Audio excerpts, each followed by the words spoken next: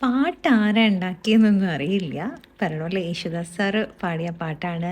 ഉം, ഏതിലായിരുന്നു? മയിൽപ്പീലിയിലല്ലേ? അതിലുള്ള പാട്ട്. എത്രമാത്രം പ്രേമണ്ടായിരിക്കണല്ലേ! ഈ പറയണ പോലെ ആ വരികൾ എഴുതുന്നവർക്കും, മ്യൂസിക് ഉണ്ടാക്കുന്നവർക്കൊക്കെ ആ ഭഗവാനോടുള്ളൊരു ഇഷ്ടം എന്തായിരിക്കുംല്ലേ? അപ്പൊ പാട്ട് ഏതായിരുന്നു? ഏതായിരുന്നു? ഊഹിക്കാൻ പറ്റുമോ? ആ പാട്ട് എനിക്ക് ഒട്ടും പാടാനറിയില്ല. പക്ഷെ ഭഗവാനെക്കുറിച്ച് പാടുമ്പോൾ അറിയാണ്ട് നമ്മൾ പാടി പോവുമല്ലോ അല്ലേ? ഏതായിരുന്നു? രാധതൻ പ്രേമത്തോടാണോ കൃഷ്ണ ഞാൻ പാടും ഗീതത്തോടാണോ രാധതൻ പ്രേമത്തോടാണോ കൃഷ്ണ ഞാൻ പാടും ഗീതത്തോടാണോ പറയൂ നിനക്കേറ്റം ഇഷ്ടം പക്ഷേ പകൽ പോലെ ഉത്തരം സ്പഷ്ടം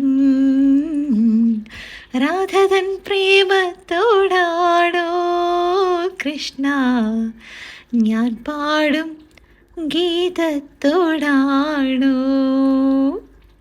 ഇത്രയും നല്ല വരികൾക്കും ഇത്രയും നല്ല മ്യൂസിക്കിനും അത്രയും നല്ല ശബ്ദത്തിനും അത് കേൾക്കാൻ നമുക്കുണ്ടായൊരു ഭാഗ്യവും ഒക്കെ വലിയ കാര്യം തന്നെയല്ലേ. ഉം. അപ്പം ശരി, ഇനി നാളെ കാണാം കേട്ടോ.